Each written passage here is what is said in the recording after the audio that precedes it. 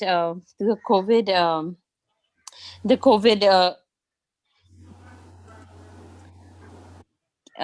So as you know that the COVID crisis has been challenging us globally and in India, and right now we are almost in the midst of a third wave.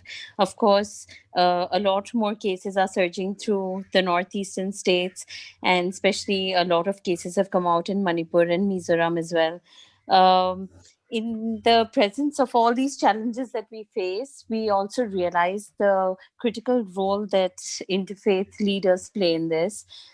Faith leaders who have been influencers and have impacted the community, they, through the things that they say and the things that they promote, have a huge bearing on the way the community takes on the task of COVID preparation. The sort of messages you disseminate, the sort of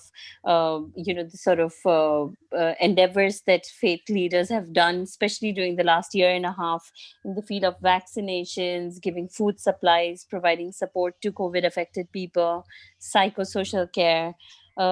There's been an immense amount of activity at the faith front, which has helped people overcome this challenge while we face it.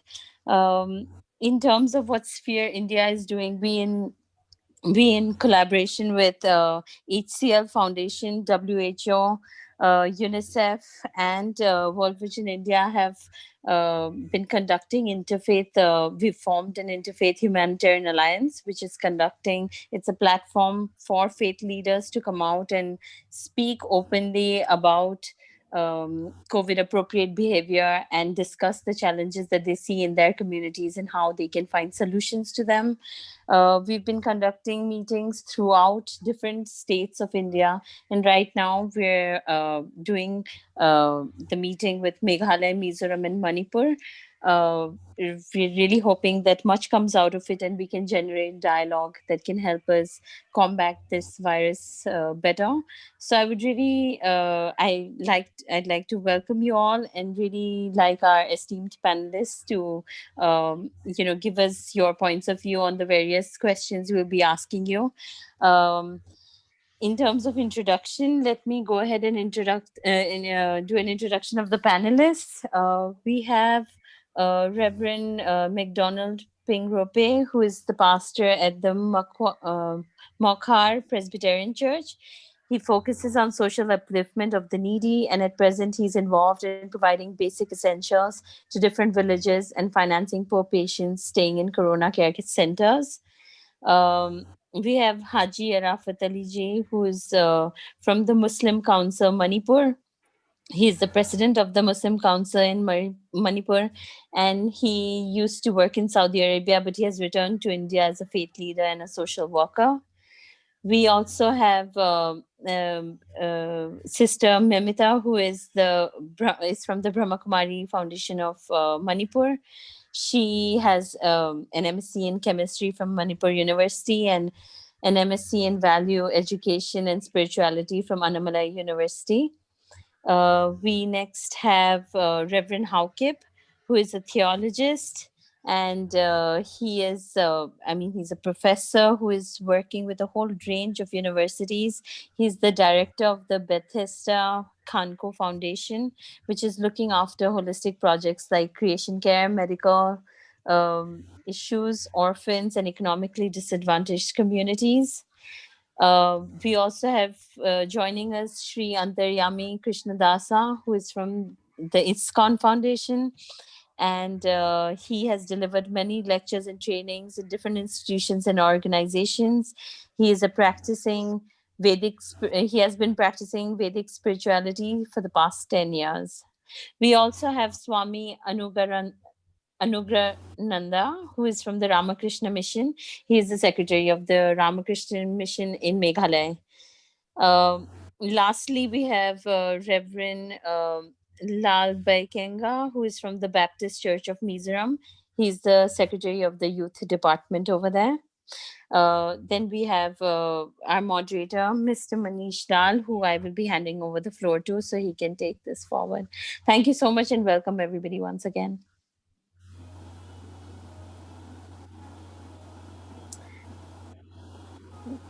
Mr. Manish Lal, if you could just... Okay. Thank you. Am I audible? Yes. Okay. So thank you very much for inviting me and for this opportunity. Respected leaders from various faith affirmations, leaders from NGOs and CSOs, my warm greeting to you all. I trust that your role, as well as the role of faith-based organizations and faith communities, can play a very vital role in engaging people, people with on COVID-19 vaccines and also on other proactive measures. I believe that faith communities are one of the trusted sources of support, comfort, and guidance. And on this note, uh, I would like to quote, or I should say, propose 5 important points for all of us, which could help us in fostering COVID-19 appropriate behaviors. So just give me a minute. Let me pull up my slides. I'll be very quick, and I know that this is something which we know very well. Okay, so the first one is faith leaders.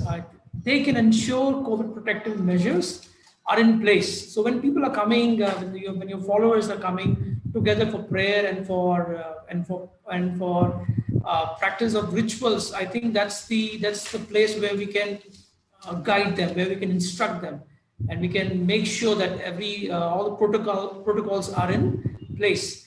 The second one and very important one is that just now we heard from Sister Jennifer that there are faith partners who are doing great in terms of addressing the needs for people, addressing the people who are in need, who are most vulnerable.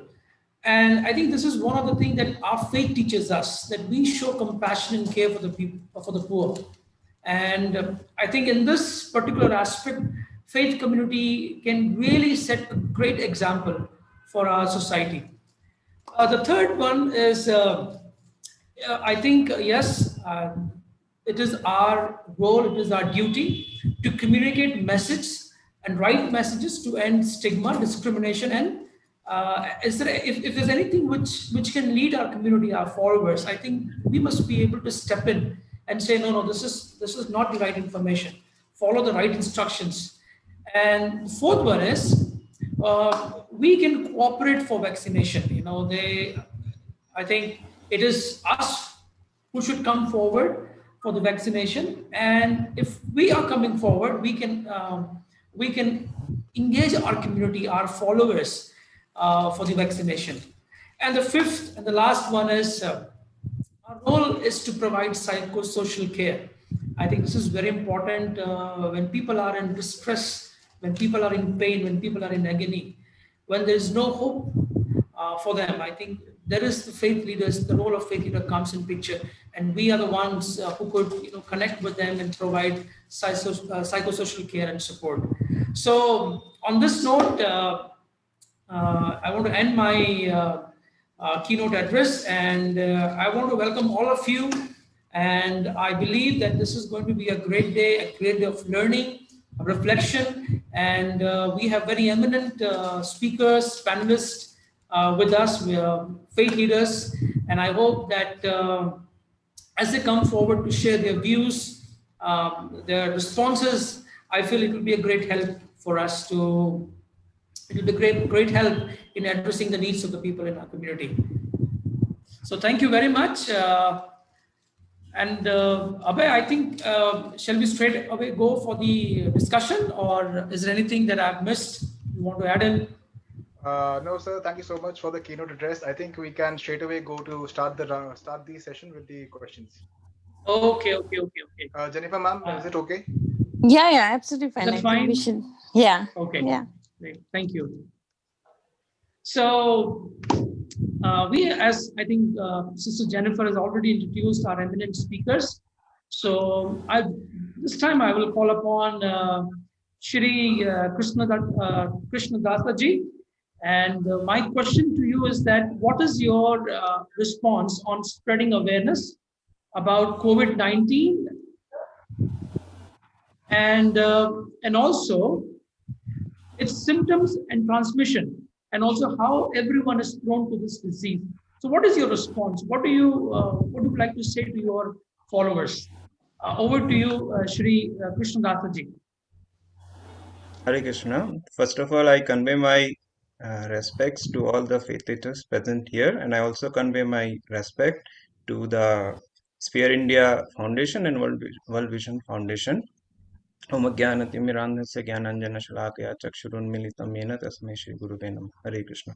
So, the question that you have posed is very significant, that you have put forward, and we are amidst this pandemic, and as far as my knowledge goes, in our community we have told people that every living entity is anandamaya abhyasat, as our Vedanta Sutra says, and that's why we have to understand that if we are diseased, if the body is diseased, if the surroundings around us which is diseased, okay, then we cannot live happily. That's the goal. See, what is the point of having this discussion? Because the world is suffering. That's why first that essence of understanding should come in, that there should be the proper way of taking care of the body, okay, and also spreading positive outlook and mentality in the minds of others throughout the society, so that the kind of suffering that the world is going through, the agony that the world is going through, okay, that should be mitigated practically, as Bhagavad-Gita also says, that vyavasayatmika buddhir ekeha kurunandana bahushakha anantascha buddhaya avyavasayinam. So the Lord is saying, the Supreme Lord is saying that we have to do things in a very practical manner, professional manner. The very word Vyavasayatmika Buddhi means professional manner. So it's not that now God has sent this pandemic, so we just tolerate it and just go on. No.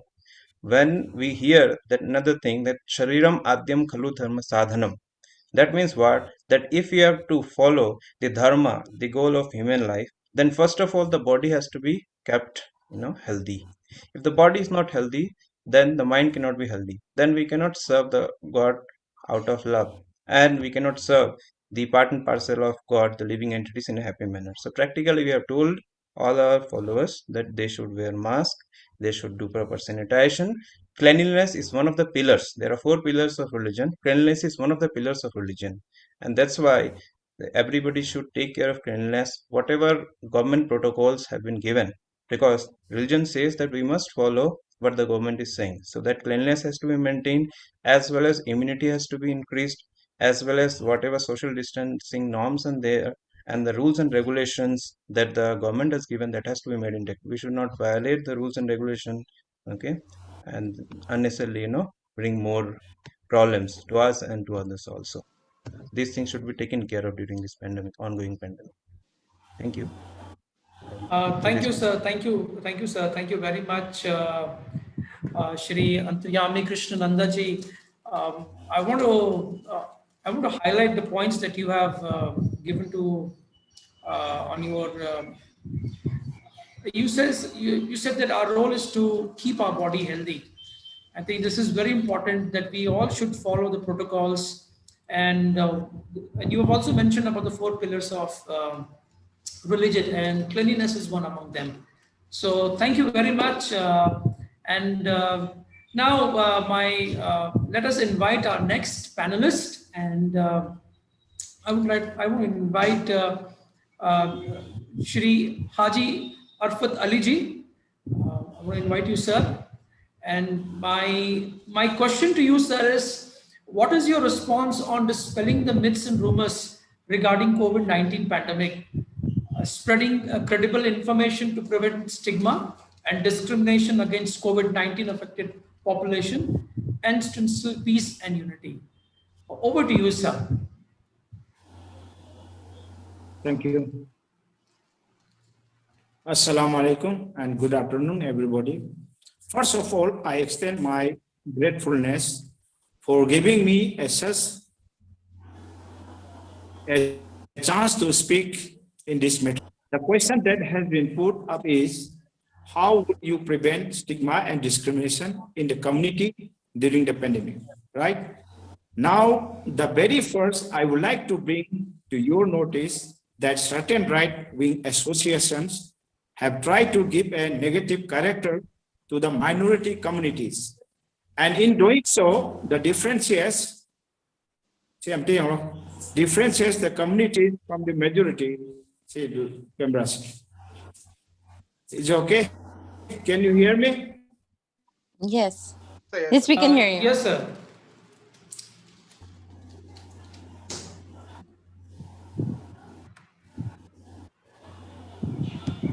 Haji Ali sir, you're audible. Communities from the and for example, Corona, jihad attributed to religious congregation at Nizamuddin Markaz and a portrayal of the community at large by the media and in some instance by the government as well. I will not say the Jamatis were completely blameless, but to portray them as spreading the virus willfully is completely false. Of course, they may have not been aware, and in fact, in the early stage of the pandemic, awareness was a problem. It could have happened to any community, but at the time, everyone punts on the Jamatis. And in a short time, all Muslims were labeled as a corona spreaders and whatnot. And yet another example, the recent Kumbh Mela, the gathering were absolutely more than the gathering at the Nizamuddin. And the Mela took place after the first wave. So we cannot say the government and the devotees were not aware. However, it has seen not maintaining social maintain at the gathering place. In this case, there was not much hype except for some media channels. In short, my point is that stigma and discrimination can be reduced to a great extent if some organization, right-wing association, and most importantly, the media don't jump on the chance to characterize a particular community. During the pandemic, the need was to show unity and harmony, but instead there was distrust. Who was responsible for that? That question. Now coming to how we can prevent stigma and discrimination. Well, the first thing is obviously awareness, and the best place for this in case of Muslim is the masjid. The imam can make it a compulsory point to sensitize people about wearing masks, social distancing, vaccination, etc. during the Friday sermons and also during the 5 times of prayer every day. He can ensure people obey the SOP even when the masjid are closed. The imam, he can speak a few words every day, spread awareness.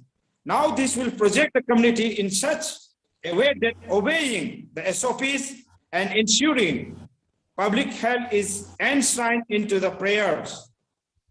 Next, the major association of Muslim, that is Jamaat-e Tablighi. And another, the Jamaat-e Ulema, etc., may also organize awareness camp in association with the district administration. The idea is to show that the main religious heads are very much active in controlling the pandemic, and in doing so, awareness is being generated to the public. This is not only for Muslims, but rather for every community. Awareness is the key. It is, unless it is here, removing the stigma and discrimination will be very difficult. I believe stigma and discrimination will continue if we don't generate awareness. In fact, some people are still unsure about vaccination. In fact, some people are still unsure about vaccination. All sorts of rumors were doing the wrong. So there is a mass dissemination of information. People will be bound to discriminate.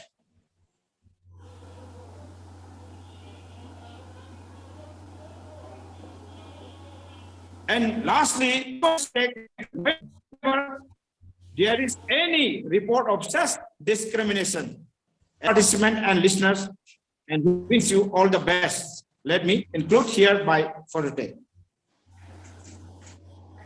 Thank you, sir. Thank you. Thank you very much, Arafat Ali Sahab. Thank you very much. And I think you have given stress on creating awareness among the faith communities, among the communities whom we serve. And I think this is very important that if we start creating awareness, I think that can address the issues of stigma and discrimination and myths and misconceptions, which is related to COVID-19.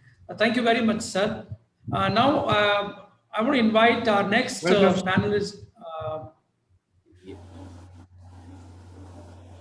I want to invite our next panelist member, and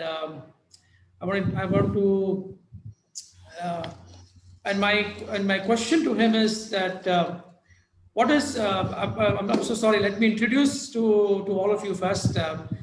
He is Reverend K. Lal Kengaji, and I want to thank him that he is with us, and he'll be speaking on how we could support the frontline workers and also to the local administration system on vaccination drives. So, sir, over to you.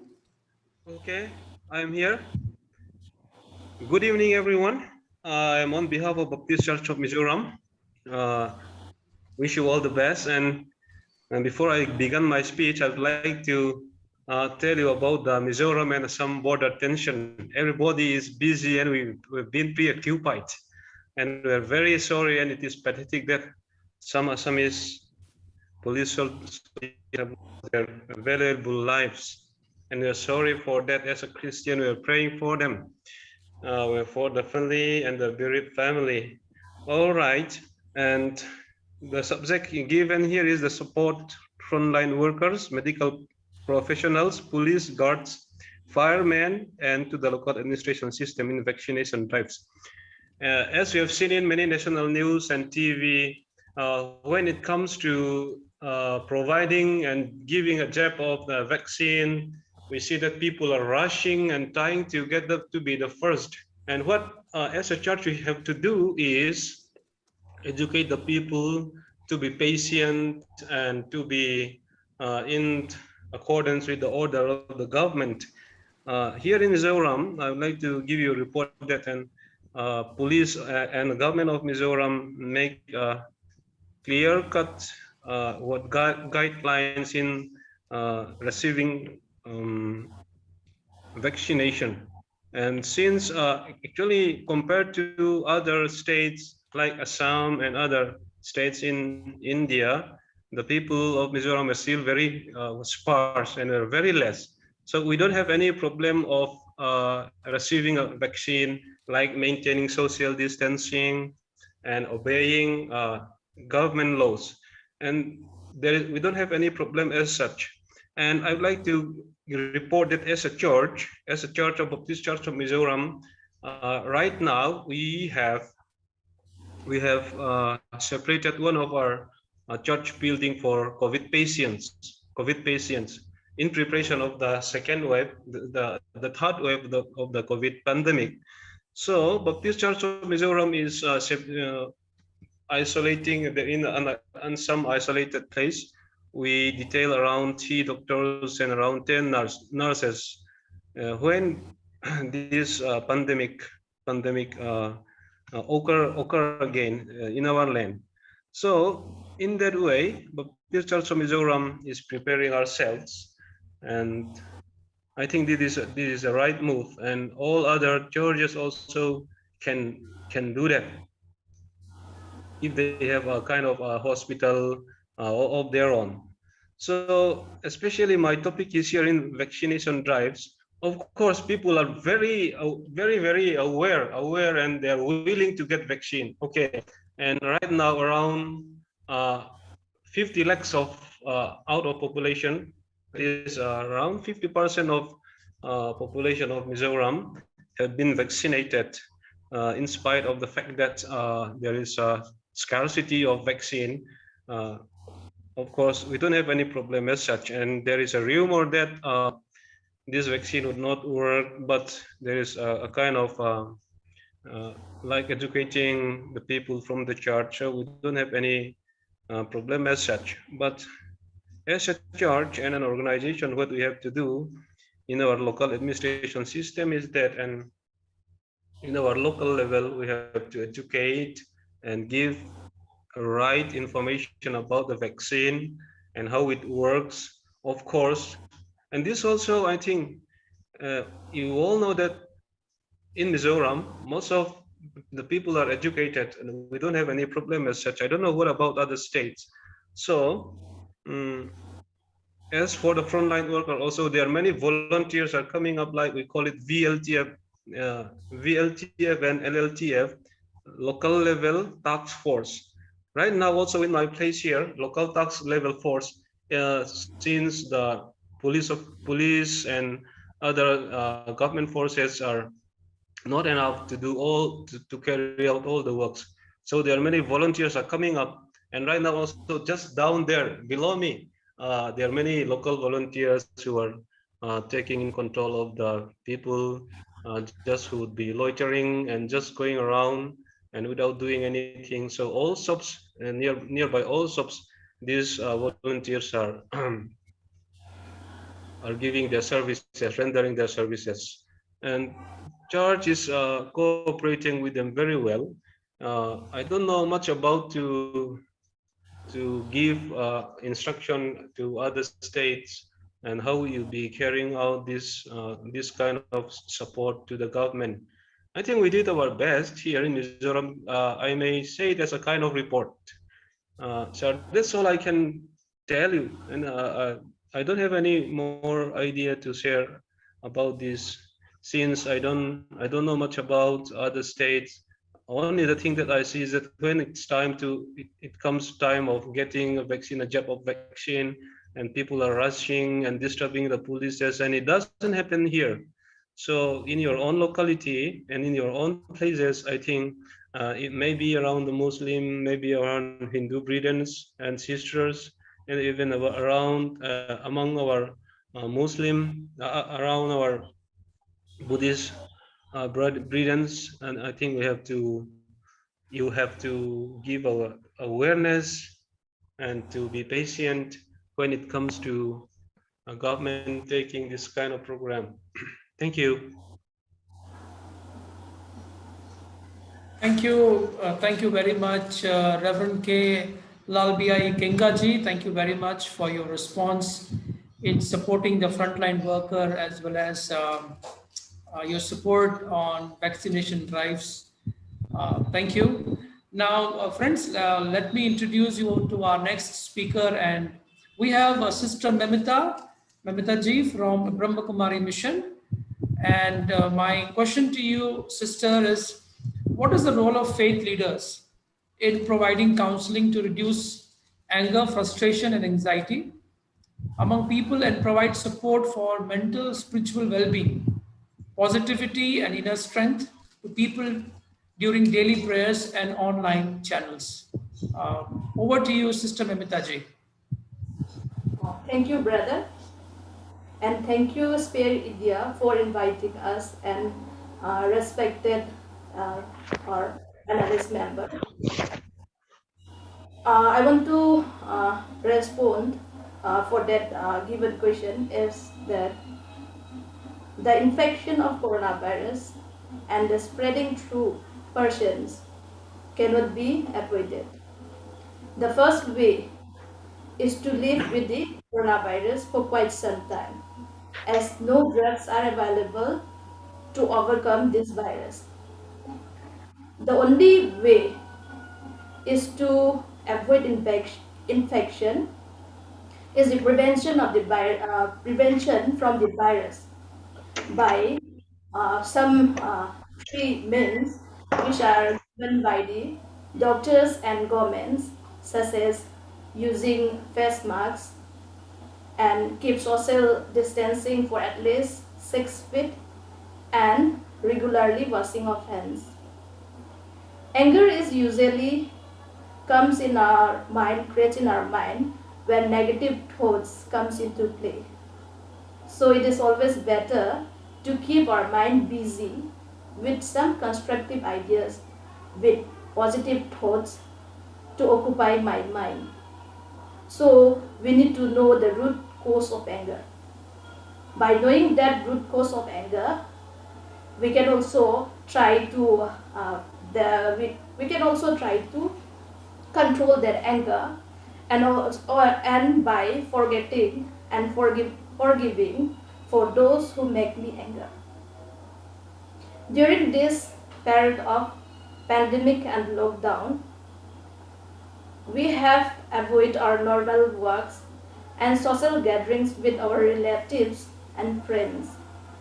So we people get anger, frustration, anxieties, etc. So in order to reduce these mental sufferings, mental pain, I think in my suggestion, meditation is also one of the most effective method in controlling all these mental problems, mental suffering.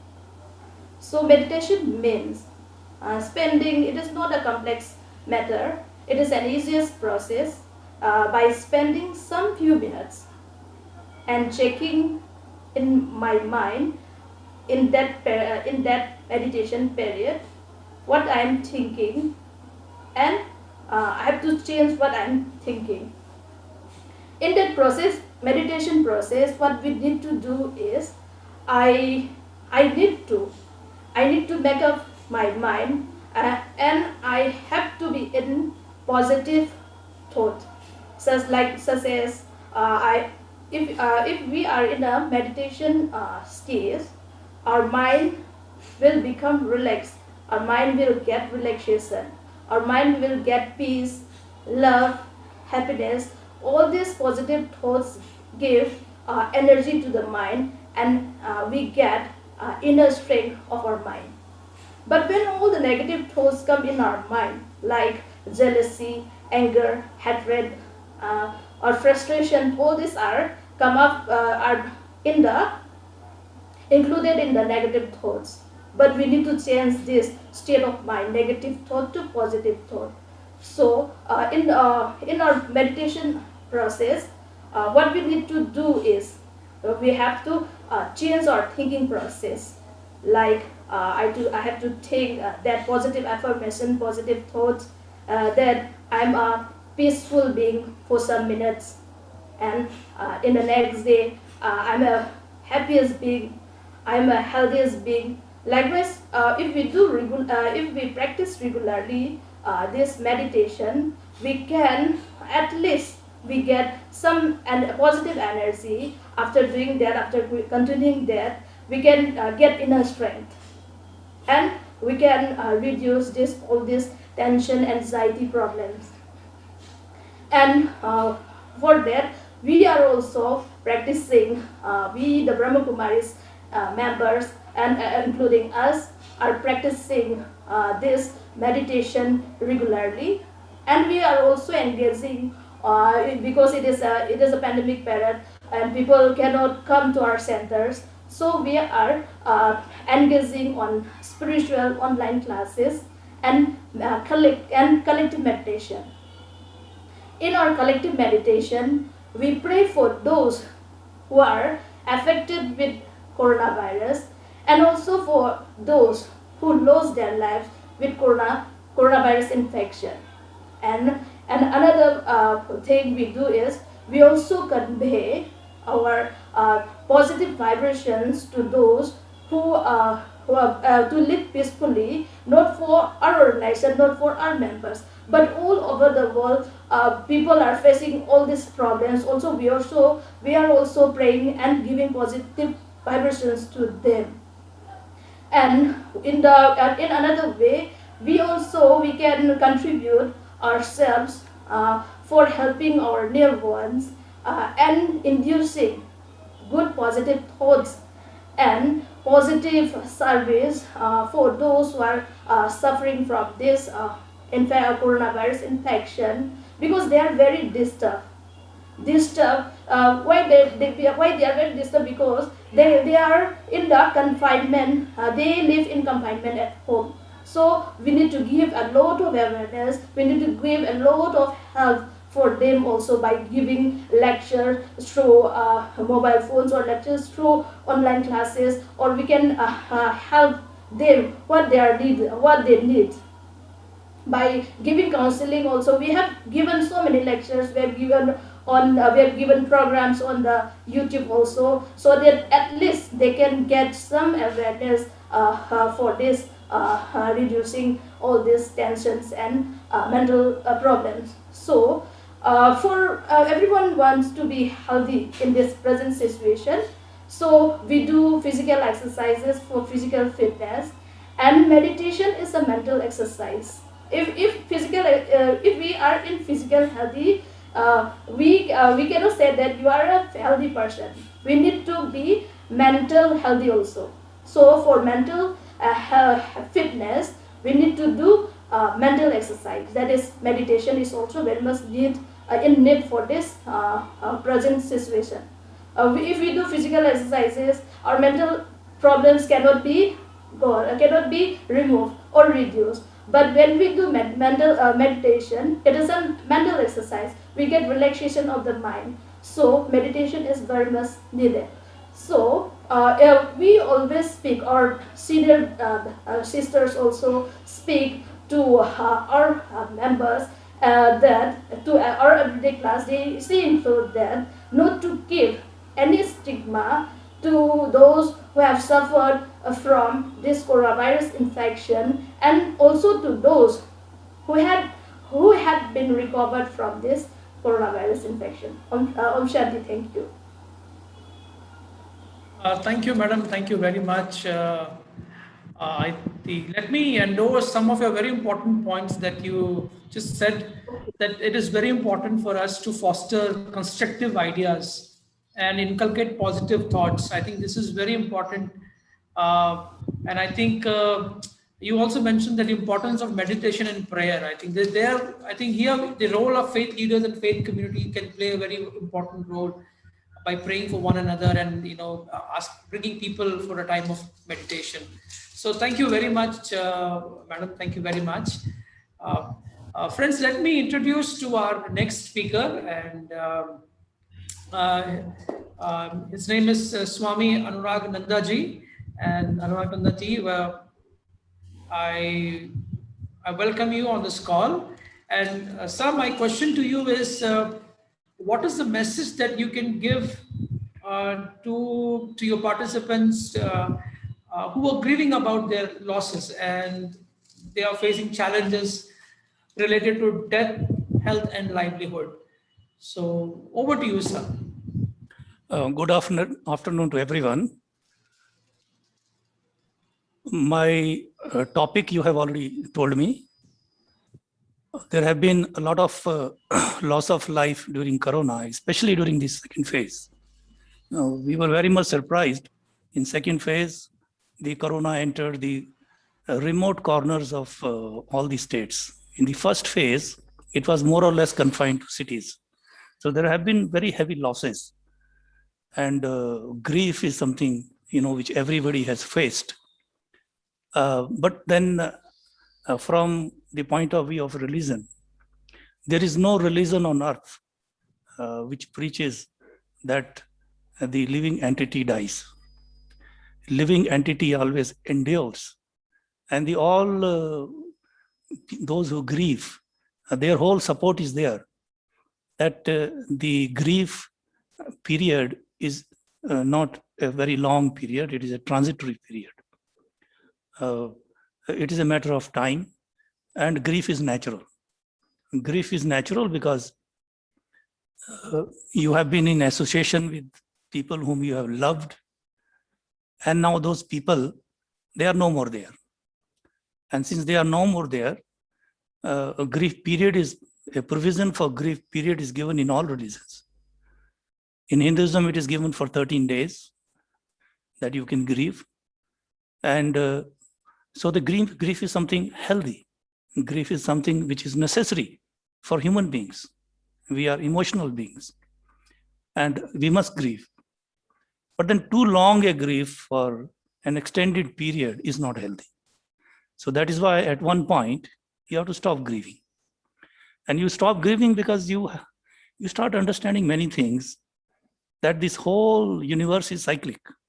Day and night, cyclic. Day is followed by night, night is followed by day, sunrise is followed by sunset. There are different seasons which come and go. Trees, which grow, and then fruits fall down and decay. And from the seed, again, another tree comes. So grief is also like that. It has to understand the life continues. The life never stops. So the eternity of life is something on which the griefs can be a matter of rationalized in religion. But that is one part of it. The other part of it is that people who are grieving, they grieve because sometimes we have seen, especially during Corona times, that people start blaming themselves. They start blaming that, oh, we could have done something more. So that is something very dangerous, where a person starts blaming himself. Sometimes people start blaming others, the government, or start blaming God itself. And that is a period where we should be very cautious. But this is also natural, because you have the more the attachment to a person who left, there will be a violent reaction to the passing away of a person. So not that is not natural, that is also natural. Then you also have a kind of, some people have this kind of disbelief. Oh, has he really passed away? Is he still away, or is still, they don't want to realize that something has happened and accept it. Acceptance. That comes with period of grief. When it is over, by that time the acceptance should come back. By the time the period of grief is over, the anger which you feel towards anybody else should be over. So there is another saying that, there is a saying everywhere that we forgive others. But there is also another very important point to understand. We have to forgive ourselves. Sometimes it may happen, a person may think that he or she, they are responsible for somebody else. But no, there are the parameters, this world moves, the God moves in this world with parameters which are not under our calculation. There are too many factors for us to control a single person. So we forgive and forget, and not only the people who harm us, we forgive and forget ourselves also. And that brings healing. That brings healing. That gives an understanding. So all spiritual scriptures, when in Gita, when Arjuna is very much perturbed and is about to, doesn't want to go and fight, and is thinking by fighting so many people will be killed, people whom he had known, who were relatives, and known, unknown, all people will die. So he's given a gist of the whole thing. Dehi nityam avadhyoyam, dehe sarvasya bharat. Dehi, the true being, the true entity which lives in this body, it never dies. But dehe, the body, this compound, anything that compound must disintegrate. You bring certain things together, make a form, that has to disintegrate, because the moment the forces are taken out from any form, the form has to disintegrate. So everything that has a form that comes into the world, it has to die one day. It must disintegrate. But Dehi never. The entity which is your true entity, it never dies. Now, different religions have different theology. You're going to eternal heaven or eternal hell or whatever. Hinduism have different theology, but the basic takeaway is that the entity never dies. Nobody ever vanishes completely. It is absolutely not believes that something comes out of nothing. No. So that is a great source of solace. That is a great source of support to all people who follow any religion, that the loved one has gone away, and then there is a period of grieving. And that period of grieving is given because a person who was physical is no more physical. Now he has gone to another plane, and that plane can be reached by mental prayer, by thinking. That's why the relatives come together for 13 days. They talk about the person's good qualities, the experiences they had. Okay, so there is a chance given to think about a person. By thinking about a person, you support the entity's onward journey. You really help them. But the moment the period is over and you still keep on grieving, then you are actually dragging an entity back. You are not allowing that entity to go onwards, the onward journey that the soul must unfold.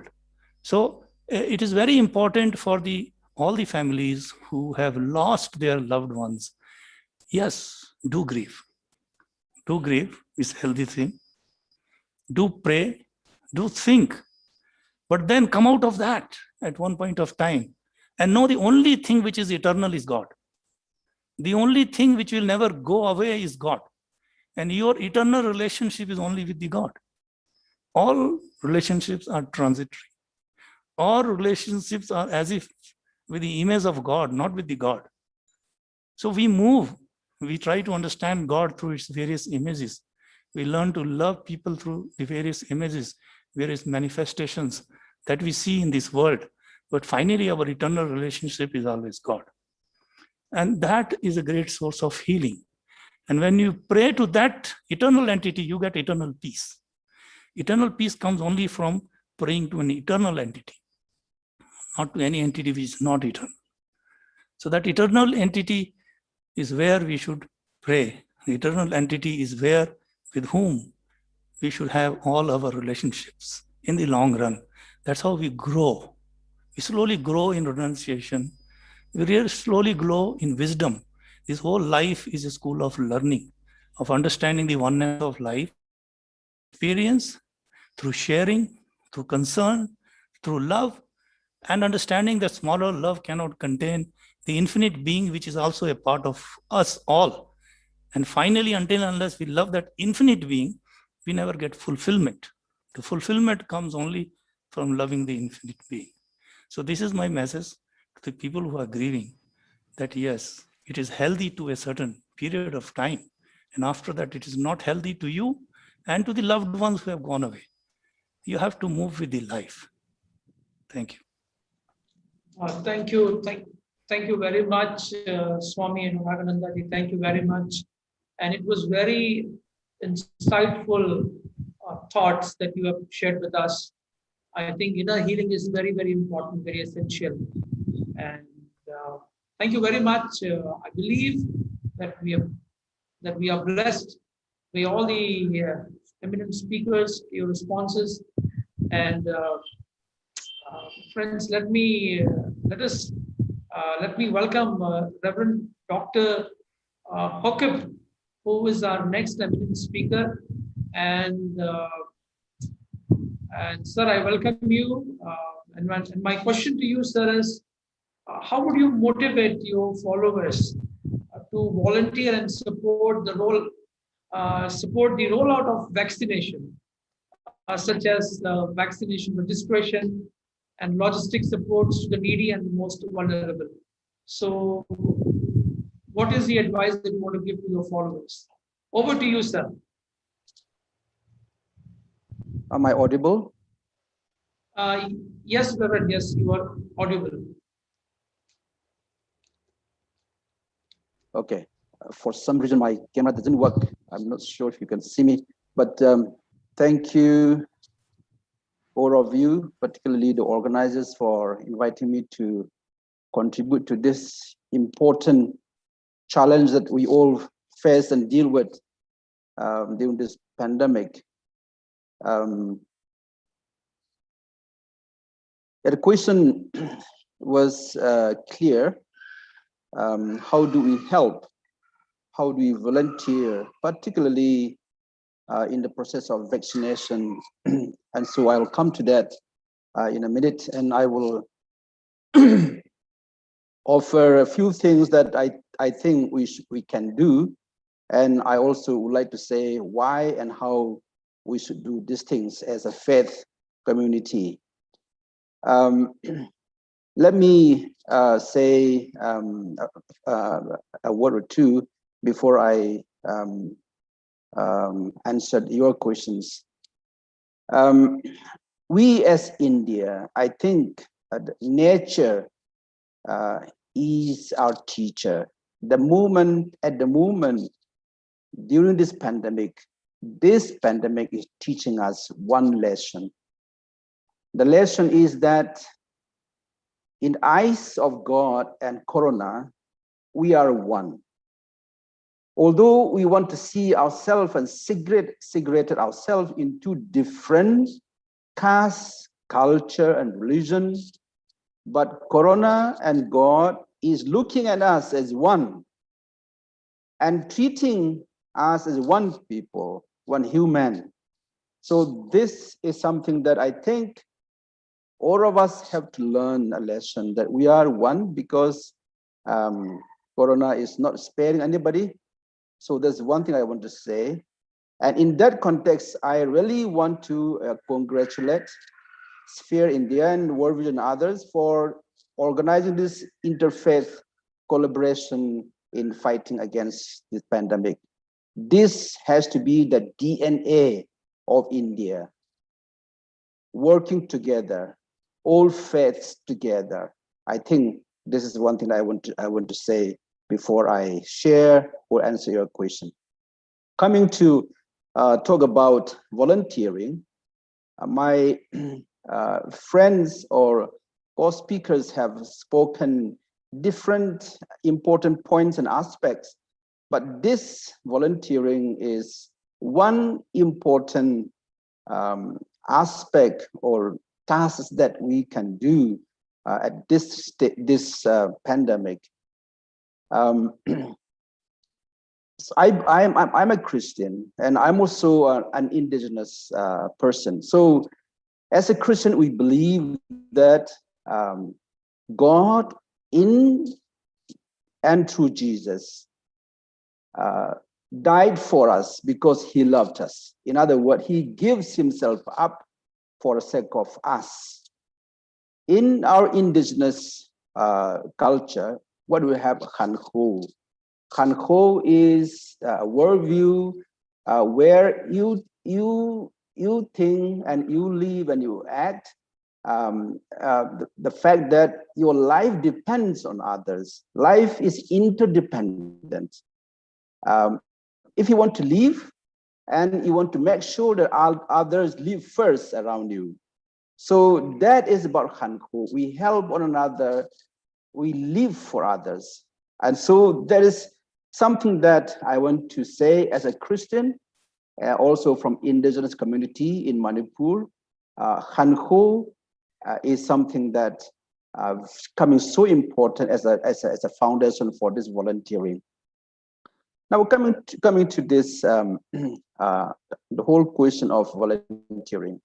I think this is very important because we can no longer depend on the medical staff. We have to help, we have to support ourselves when everybody is suffering and we don't have resources to support us. And therefore, it's so important. You have mentioned that I'm supposed to say to my followers, I want to say that it is not Christians alone. It has to be all of us, all of us. Therefore, I want to say to all of you, all followers of different faiths and religions, volunteering is one thing that we have to do at this time. There are a few things that I think we can consider volunteering. One is it can be an actual task of registering people for vaccination, for example. We don't have enough people in hospitals. or medical care centers to do these things. Therefore, we need volunteers. That can be one. It can be also that guiding people to different stages of vaccination. If you go to health centers, there'll be a long queue. It is there where you can help. We can help people from stage to stage. One place they go and registered, another place they go for vaccination, and then after vaccination, they write all the details, and they come out from some other different doors. Even the simple way, even that can be also the one thing that we can do as volunteers. It can be also supporting people to maintain social distancing when they go for vaccination. It is highly possible that people get COVID when they go for vaccination. Therefore, volunteers can assist people in maintaining social distance and mask wearing and all that. It can be also helping technical staff who are doing the actual vaccination. You can help them, you can support them. Even a small way of bringing a cup of water to those people, the staff who are busy helping people. It can be also assisting people in the rain, in the sun. The other day when I went for my second dose, there were elderly people in the sun, in the queue. They need help. And so you can go and help. Maybe you take umbrella, protect them from the heat of the sun and the rain, for example. It can be also picking up or dropping them to their places, especially people who are vulnerable, the elderly, the sick, and people who have different disabilities. And it can be also that you can go and help with the mass vaccination or testing in the villages, different homes. So simply it is to show your love and your care for those people who are in need of help. As a faith, people belong to a particular faith. So these are some possible things that we can do as volunteers. Now let me, before I end, let me also say why we should be doing these things and how we should be doing this. These things came up to in my mind. So one is when we do this as a faith community, we don't have to hide our faith identity. If you're a Muslim, go as a Muslim. If you're a Christian, go as a Christian. If you're Hindu, go as a Hindu. There is no point, there's no reason for hiding your faith when we go for help others. Accept one another, help one another. And also that's one thing that I want to say. And second thing is that look at people the way Corona sees them, the way God sees us. As I mentioned, Corona and God do not see us different religion, different people. They see us one. So when you go as volunteer and help people with coronavirus, see them as Corona sees them. In other words, there's no Muslim, there's no Hindu, there's no Christian. Everybody's human being. Everybody's created by God and loved by God. So see them as a Corona and God sees them and accept them and respect them. And do not go with a top-down approach, like my faith, my religion is the best, and therefore, that sort of approach not so good for this volunteering. The other way I just also mentioned is that if possible, when we go and help as volunteers, it would be good to go together. A Muslim friend, a Hindu friend, a Christian, go together.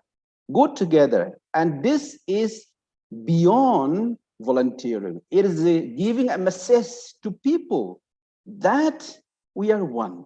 We help one another.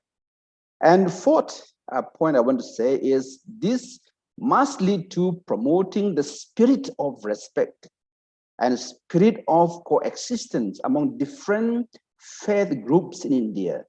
So this today we are talking in a small capacity, but then the micro level should lead to the macro level to micro level, so that this local initiative will have impact in a national decision-making body, that everybody is the same in the eyes of Corona, in the eyes of our Constitution, and in the eyes of God, our Creator.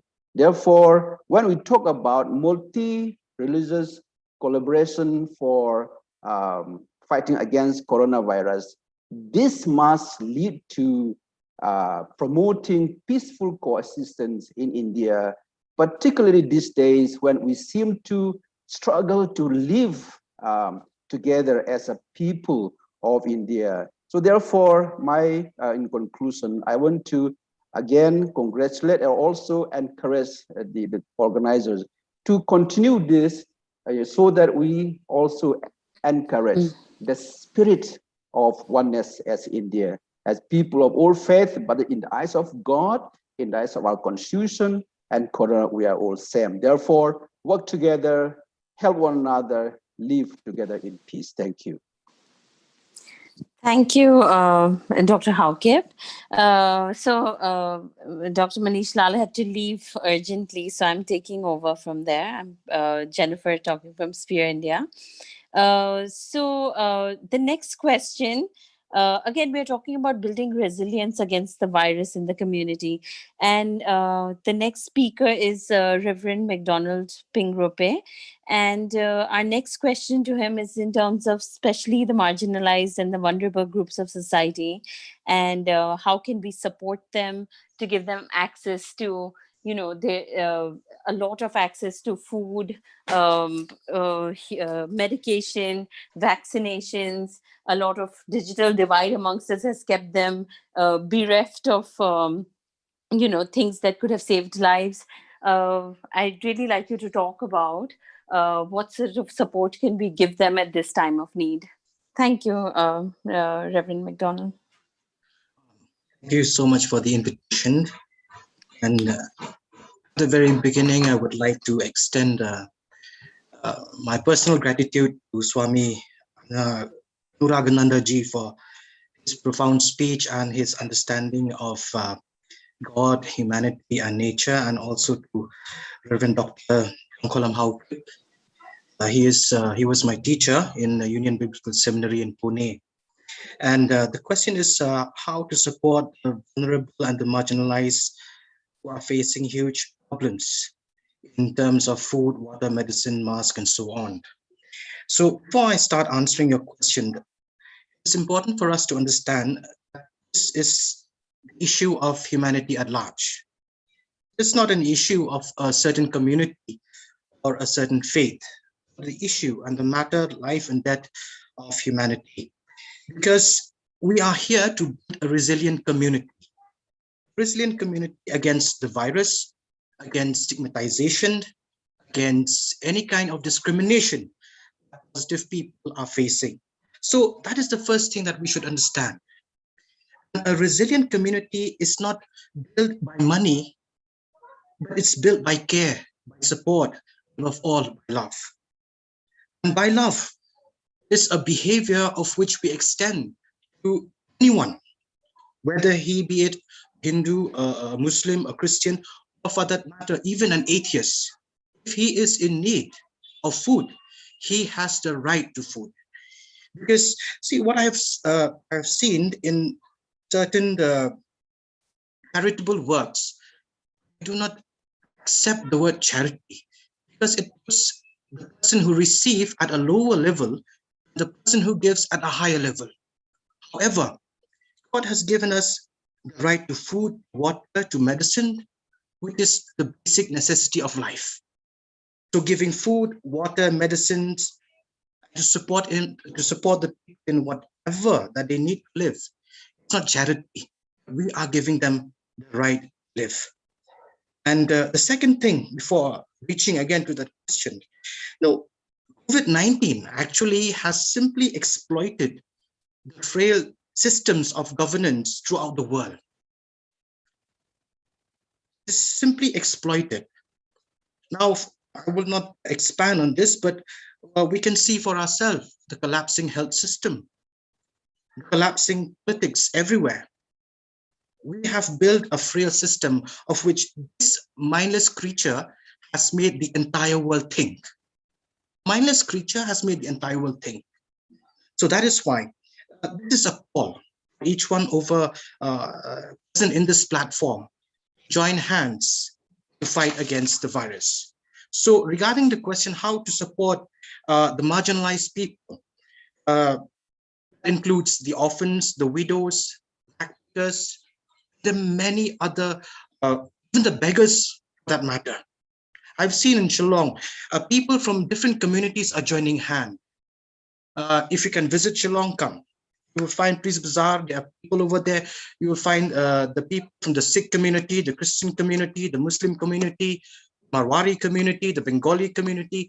We are all joining hands, give food to the needy sections of the society.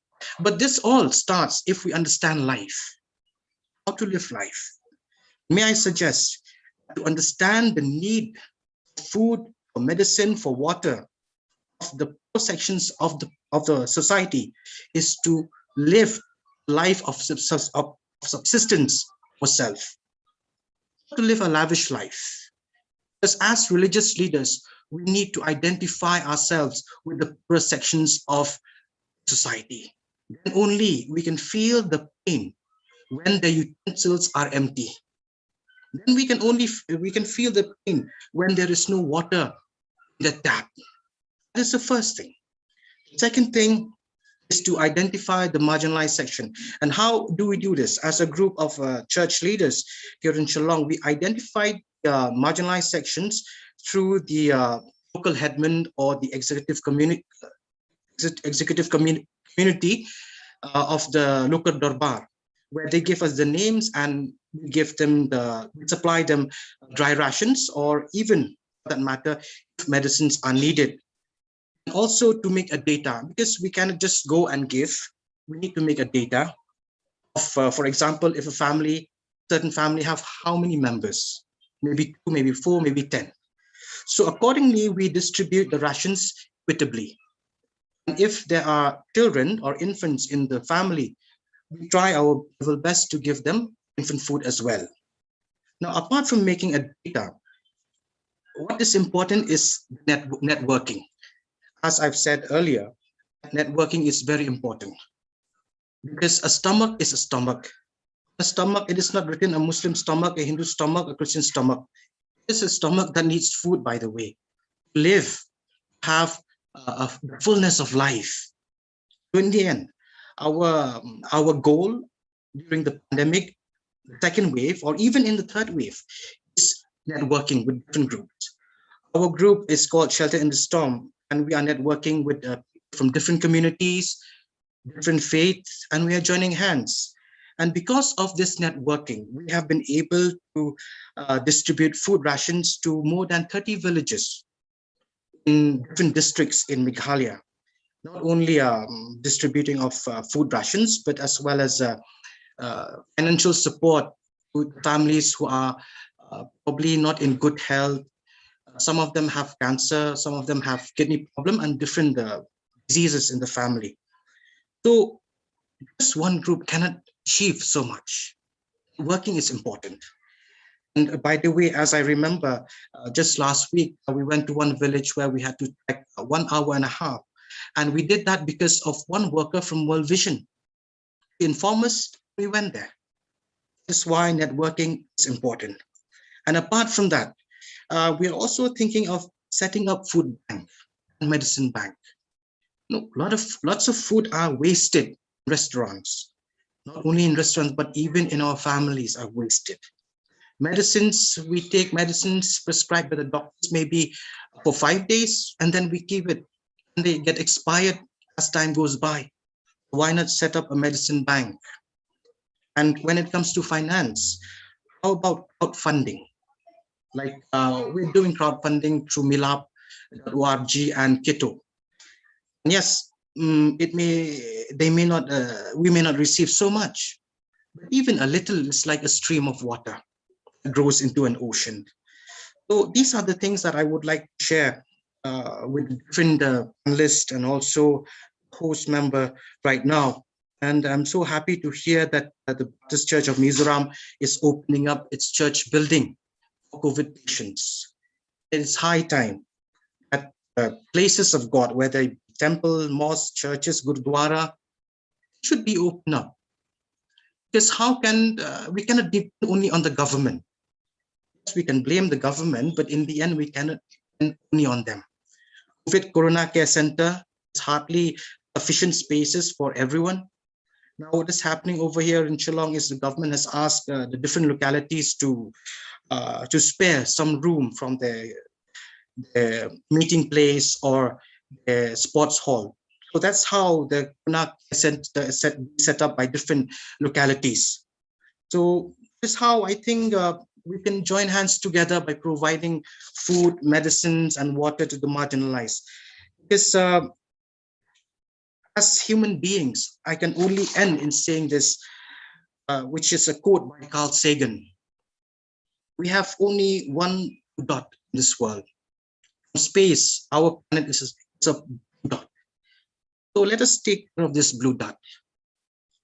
Let's not spoil it. This is a time where we can join hands.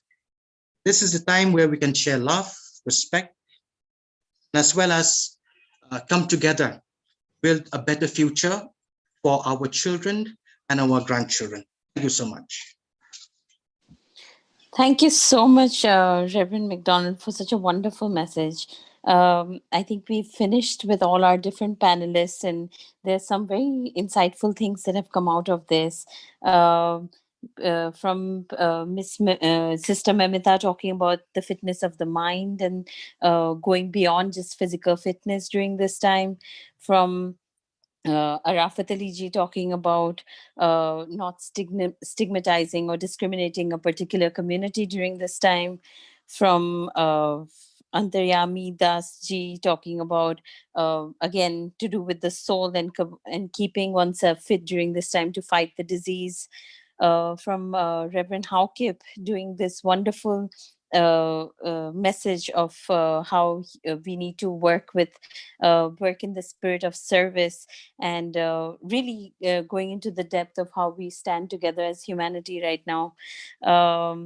And then we have this wonderful message, which was by Anuragananda ji, which was, of course, many people have mentioned this already, about grieving and how the soul transcends death, and how that can be a big solace during this time of incredible tragedies in our lives.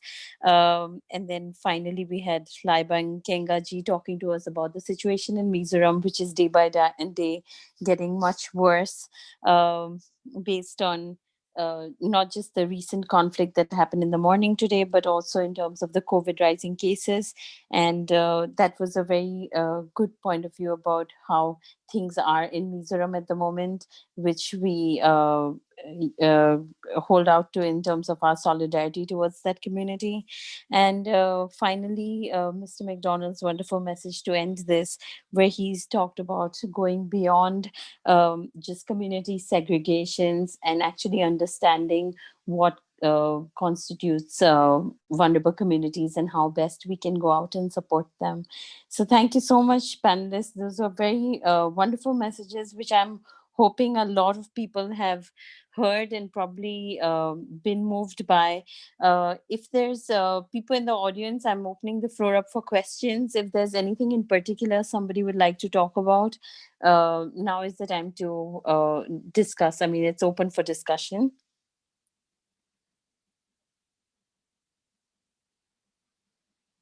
So would anyone like to ask a question? You can raise your hand and we can take it from there.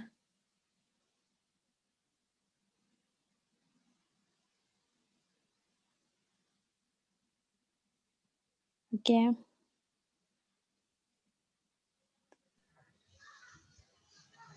No question. Okay. So the next very short session we want to have is on planning. It's called a plan for monitoring and evaluation of how we're reaching out to the community. This is basically about getting your feedback as panelists for what you think, I mean, a few of the panelists have already mentioned this, but we would like your views on what do you think interfaith communities, how do you think, I mean, different faith communities coming together as a platform, how helpful would this be in especially these 3 states that we're looking at right now? If everybody would like to take maybe perhaps 2 minutes to comment about what they think about that. So can we start from Sister Memita? Ma'am, you are on mute. You need to unmute. We can't hear No, you. I'm unmuted. No, Can no, you hear me? Memita, ma'am, Sister Memita. Oh, okay. Yes.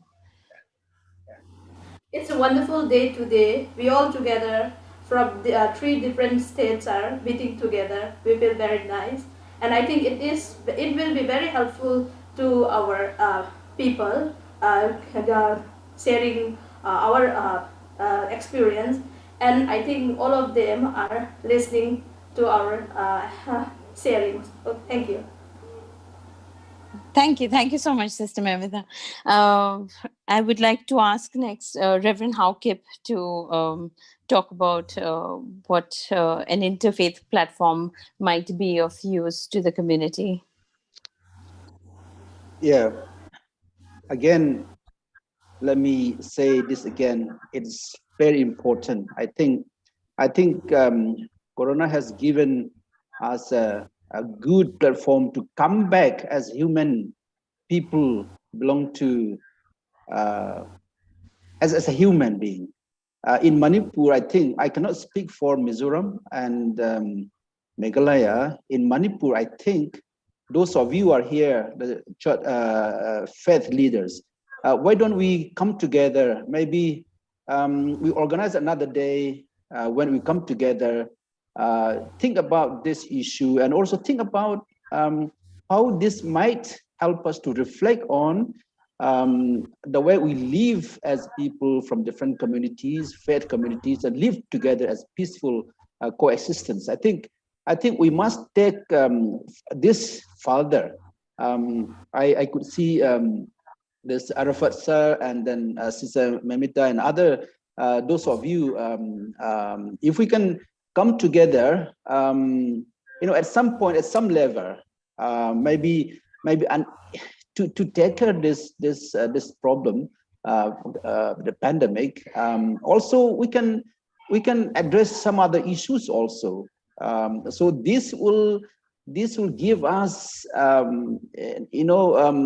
avenue for other ways also, other ways of helping one another, supporting one another, and other issues, poverty, for example, so many other common issues that we are facing. So I think we must take this further and maybe create a platform in Manipur, in particular, and then help one another. I think it's too much.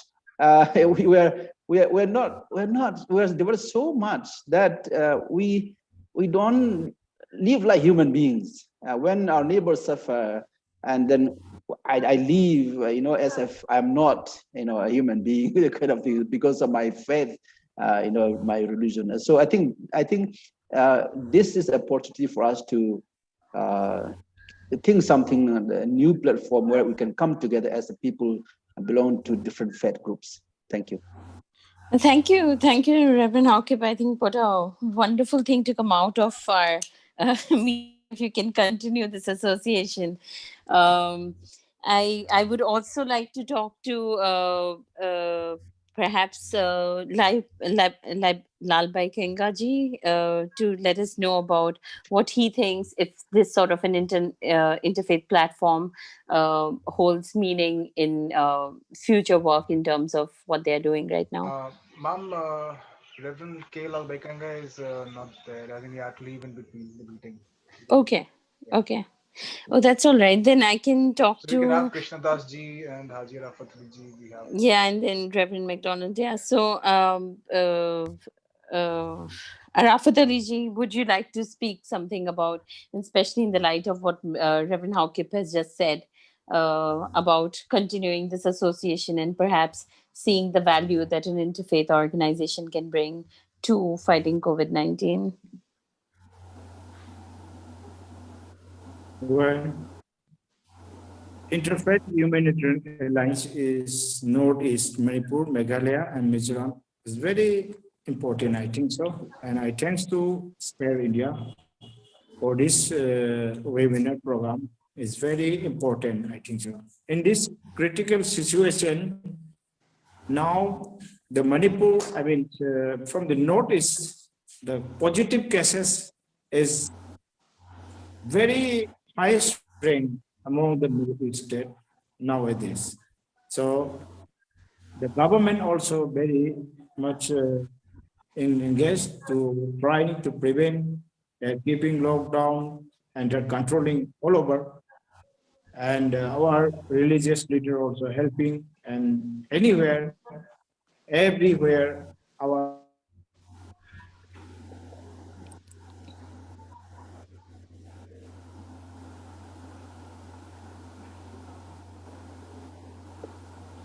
Hello, very Ms. great and are also having more problems become.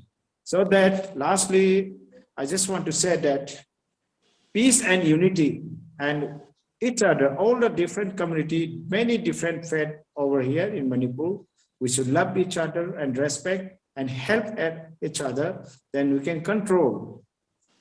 That's all. And Almighty will help us, and blessing is necessary from God. That's all. Thank you very much. All. Wonderful. Thank you so much, Rafat Ali ji. I would next like to invite Antaryami K. Das ji, Krishna Das ji to talk about how an interfaith platform would be, their views on this.